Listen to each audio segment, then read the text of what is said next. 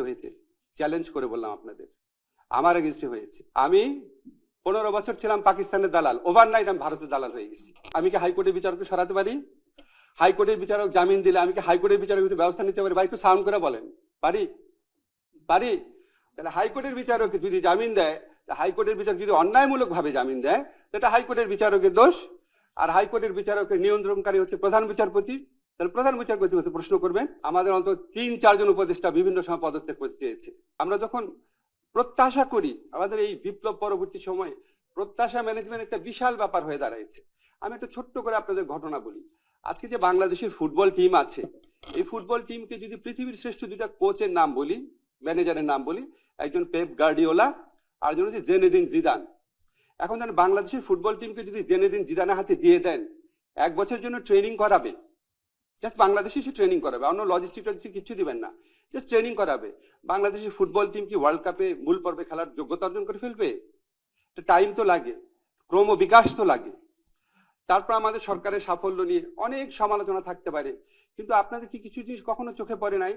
এই যে এই সরকার এসে ভারতের আধিপত্য থেকে বাংলাদেশকে মুক্ত করেছে, ভারতের যে আগ্রাসী একটা ভূমিকা ছিল সব জায়গায়, সেখান থেকে স্বাধীন কণ্ঠে কথা বলতে পারছে ডক্টর মোহাম্মদ ইউনূসের নেতৃত্বে, এটা আমাদের কোনো অর্জন না? আমাদের যে রিজার্ভ বেড়েছে, আমাদের যে মুদ্রাস্ফীতি নিয়ন্ত্রণ আছে, আমাদের যে ব্যাংকিং খাতে ভগ্ন প্রায় বিধ্বস্ত ব্যাংকিং খাতে শৃঙ্খলা এবং আস্থা ফিরে এসেছে, এগুলি কোনো সাফল্য না? আমাদের যে 20,000-এরও বেশি হয়রানিমূলক মামলা, যেখানে প্রায় 5 লক্ষ আসামি ছিল বিরোধী দলের ভিন্ন মতের মানুষের, সেই মামলা প্রত্যাহার হয়েছে 20,000-এরও বেশি, এগুলি কি কোনো সাফল্য না? তো আপনারা যখন বলেন এই সমালোচনাগুলো তো অনবরত করা হয়, আমরা তো সবসময় উত্তর দিতে পারি না। কিছু ফেসবুকে লিখলেও স্যার মানা করে যে না বলতে যেও না, জাস্ট কাজ করে যাও। আর ব্যক্তি পর্যায়ে আপনারা বললেন, একজন ভাই বললেন সাইবার বুলিং এর বিরুদ্ধে ব্যবস্থা নিচ্ছেন না কেন? আপনারা বলেন তো বুকে হাত দিয়ে, বাংলাদেশে গত 16 মাসে সবচেয়ে বেশি সাইবার বুলিং কার এগেনস্টে হয়েছে? আমার এগেনস্টে হয়েছে, চ্যালেঞ্জ করে বললাম আপনাদের, আমার এগেনস্টে হয়েছে। প্রথম 4 মাসে আমার বন্ধুরা খুঁজে বের করেছে, শুধু 4টা ডেডিকেটেড ভিডিও করা হয়েছে আমার সমালোচনা করে। আমি 15 বছর ছিলাম পাকিস্তানের দালাল, ওভারনাইট আমি ভারতের দালাল হয়ে গেছি। আমার আমেরিকায় বাড়ি আছে, আমার পরিবার চলে গেছে অলরেডি আমেরিকায়। প্রকাশ্যে চ্যালেঞ্জ করে বলেছি আজকের থেকে 6 মাস আগে, যে একটা মানুষ আমেরিকায় বাড়ি থাকলে এটা ঠিকানা খুঁজে বের করা সম্ভব, আমেরিকাতে বাড়ি থাকলে অবশ্যই বের করা সম্ভব এটা কার বাসা। ওপেন চ্যালেঞ্জ করেছি সমস্ত বাংলাদেশ, পৃথিবীতে যত বাঙালি সাংবাদিক ইউটিউবার আছে সবাইকে, খুঁজে বের করতে পারে নাই। তো যেই মিথ্যুক, যে বদমাইশ বা যেই বদমাইশরা এগুলি প্রচার করেছে, তাদের এগেইনস্টে কেউ কিছু বলেছেন? এর চেয়ে বড় সাইবার বুলিং হয় একটা মানুষ যার জীবনে সততা সবচেয়ে বড় অহংকার, তার বিরুদ্ধে এই ধরনের ক্যাম্পেইন করা। তারপরে আরেকটা স্পেসিফিক এক্সাম্পল দেখি, দেখেন সমালোচনা কোন জায়গায় যায়। আমার পাশে বাংলাদেশের একজন স্বনামধন্য আইনজীবী আছেন, যদি আমি ভুল করে থাকি আরেকজন স্বনামধন্য আইনজীবী আছেন, ভাই বলেন, আমরা ভুল করে থাকলে বলেন, আপনিও আছেন, আমরা বলেন। বাংলাদেশে যত জামিন হয়েছে জুলাই ঘটনাতে গ্রেফতারকৃত যারা, তাদের মধ্যে কিছু কিছু জামিন অবশ্যই মানুষ পেতে পারে, কিন্তু কিছু কিছু ক্ষেত্রে আওয়ামী লীগের সন্ত্রাসী কর্মকাণ্ড করতে পারে, এই ধরনের লোকটা জামিন পেয়েছে। এই জামিনের 90% হয়েছে হাইকোর্ট থেকে। হাইকোর্টে যে জামিন দেয়, জামিনটা দেয় হাইকোর্টের একজন বিচারক। তো জামিন দেওয়ার ক্ষেত্রে যদি কোনো ভুল থাকে, সেটা বিচারকের দোষ। এই বিচারকদের অনেকেই আওয়ামী লীগ ফ্যাসিস্ট আমলে নিয়োগ পাওয়া, তাদেরকে সরানোর দায়িত্ব ছিল প্রধান বিচারপতির অধীনে সুপ্রিম জুডিশিয়াল কাউন্সিলের। এখানে আইন মন্ত্রণালয় কিছু করতে পারে? সারা এখানে কিছু করতে পারে ভাই আইন মন্ত্রণালয়? আমি কি হাইকোর্টের বিচারককে সরাতে পারি? হাইকোর্টের বিচারক জামিন দিলে আমি কি হাইকোর্টের বিচারক ব্যবস্থা নিতে পারি? ভাই একটু সাউন্ড করে বলেন, পারি? পারি? তাহলে হাইকোর্টের বিচারক যদি জামিন দেয়, হাইকোর্টের বিচারক যদি অন্যায়মূলক ভাবে জামিন দেয়, সেটা হাইকোর্টের বিচারকের দোষ। আর হাইকোর্টের বিচারকের নিয়ন্ত্রণকারী হচ্ছে প্রধান বিচারপতি। তাহলে প্রধান বিচারপতি হচ্ছে প্রশ্ন করবেন, ঠিক কিনা বলেন আপনারা? আমি ভুল বলছি? যতগুলা হাইকোর্টে জামিন হয়েছে সবগুলা আমাকে দোষ দেওয়া হয়েছে, আসিফ নজরুলকে। কেন? আপনি যদি সত্যি এই জামিন বন্ধ করতে চান, তাহলে আপনি যারা এটার জন্য দায়ী তাদের বিরুদ্ধে কথা বলেন নাই কেন?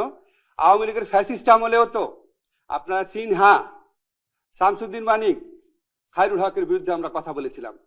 তখন বলা গেছে, তখন কি তত্ত্বাবধায়ক সরকার রায় বাতিল হইল কেন? খায়রুল হককে দোষ দিয়েছিলেন নাকি আইনমন্ত্রীকে দোষ দিয়েছিলেন? শামসুদ্দিন মানিকের উদ্ভট কর্মকাণ্ডের জন্য কি শামসুদ্দিন মানিককে দোষ দিয়েছিলেন নাকি আইনমন্ত্রীকে দোষ দিয়েছিলেন? তো এখন কেন আইনমন্ত্রীকে দোষ দেন? যে আইনমন্ত্রী কোনো সম্পর্কই নেই এটার সাথে, কিছু করারও নাই। তাহলে এটা কেন দেন? আমি অনেক চিন্তা করছি, দুইটা কারণে দেয়। একটা হচ্ছে ভিউ ভালো হয় না, ব্যবসাটা ভালো হয়, মনিটাইজেশন হয়, আসিফ নজরুল নামে একটা গালি দিলে একটু টাকা আসে, এটা একটা। আরেকটা হচ্ছে এখানে বিশেষ একটা রাজনৈতিক এজেন্ডা আছে। আসিফ নজরুলকে দুর্বল করলে বিশেষ রাজনৈতিক এজেন্ডা বাস্তবায়ন সহজ হয়।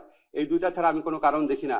যারা অন্যায় জামিনের বিরুদ্ধে কথা বলতে চান, সত্যি যদি আপনারা চাইতেন, সত্যি যদি আপনাদের নিয়ত ভালো হতো, তাহলে জামিন যে বিচারকরা দেয় আর ওই বিচারকদের যিনি নিয়ন্ত্রণ করেন তাদের এগেইনস্টে আপনাদের বলা উচিত ছিল, বলেন নাই।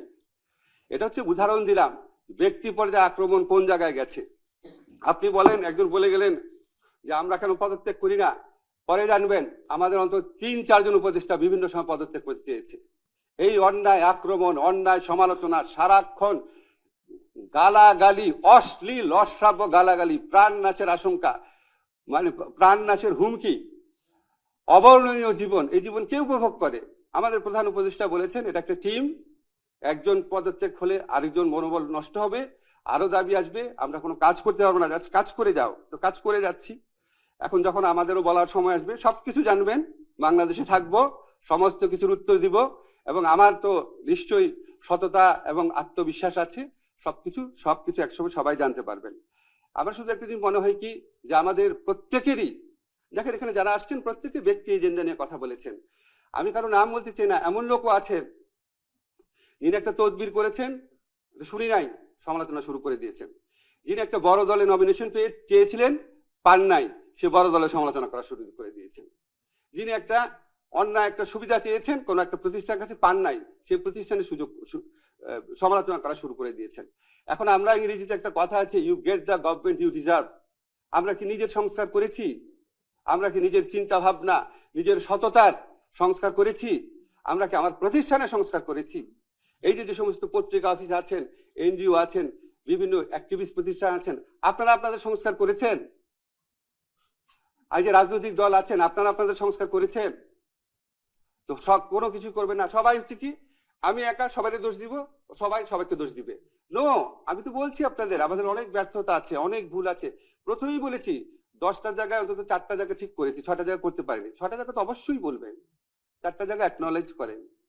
আমরা যদি পরমত সহিষ্ণু না হই, আমরা যদি বিবেকবান না হই, আমরা যদি সৎ না হই, আমাদের নিয়তের মধ্যে যদি সততা না থাকে, তাহলে কোনোদিন আমরা জাতি হিসেবে অগ্রসর হতে পারবো না। আপনি কিছু আইনি সংস্কার করে দিলেন, ম্যাজিক্যালি মানুষ ভালো হয়ে গেল, এটা পৃথিবীর কোথাও হয়েছে?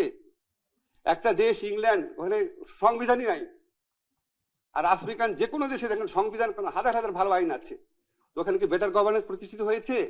কাগজ দিয়ে বেটার গভর্নেন্স প্রতিষ্ঠিত হয়? আমরা আত্মসমালোচনা করি। পৃথিবীতে আমাদের ইসলাম ধর্মে আছে সবচেয়ে বড় গুণের একটা হচ্ছে আত্মসমালোচনা করা। আছেন, আমরা সবাই আত্মসমালোচনা করি, সবাই সবার মতামত, সবাই সবার সীমাবদ্ধতা, শক্তিমত্তা বোঝার চেষ্টা করি। এইভাবেই যদি আমরা অগ্রসর হই, আগামীতে আমরা ধীরে ধীরে সংস্কারের পথে অগ্রসর হতে পারবো। 5 থেকে 10 বছরের মধ্যে দেশকে আমরা ইনশাল্লাহ অনেক ভালো জায়গায় নিয়ে যেতে পারবো।